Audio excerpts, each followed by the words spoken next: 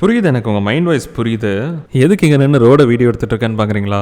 3 solo ட்ராவல்ஸுங்க வேறு இடத்துலேருந்து கிளம்பி வந்திருக்கோம். குஜராத்லேருந்து நிதிஷும் மால்தீவ்ஸ்லேருந்து சாய், 2 டிஃப்ரெண்ட் கேரக்டருங்க. 2 பேரும் நாங்கள் மீட் பண்ணி ஃப்ரெண்ட் ஆகிட்டோம். சரி, இந்த பெட்ரோனஸ் ஸ்டோருக்குள்ளே போய் டின்னர் சாப்பிட்லாம் அப்படின்னு முடிவு பண்ணி போனால், நிதிஷோட பழக்கம் 7 மணிக்கு டின்னர் சாப்பிட்டு வராமா.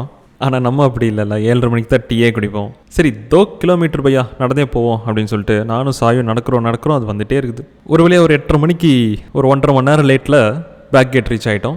நாங்கள் இருந்த பெட்ரோல் ஸ்டோரோட பேக் கேட்டு அங்கேருந்து நான் வீடியோ கால் போட்டு ப்ரோ நான் பேக் கேட்டில் இருக்கேன்னு சொல்ல அவருக்கு புரியாமல் ஒரு ஃப்ரெண்ட் கேட்டில் என்னை தேட, அந்த நேரத்தில் சும்மா இல்லாத சாய் என்னை வீடியோ எடுக்க, இப்படியே எங்களுக்கு 1/2 மணி நேரம் போச்சு. ஒரு வழியாக அங்கே ஒரு லைட் ஷோ நடந்துட்டு இருந்துச்சு. அதை பார்த்துட்டு இருந்த கேங்குள்ளே போய் நான் இவர் அழகாக பிக் பண்ணி எடுத்துட்டேன்னு வச்சுக்கோங்க.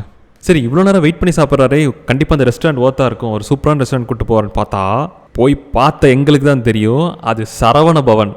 எதுக்கு நான் இவ்வளோ தூரம் ட்ராவல் பண்ணி வந்து இந்த சரவண பவனில் சாப்பிடணும்? இது நான் எங்கள் ஊர்லேயே சாப்பிட்ருவேனே.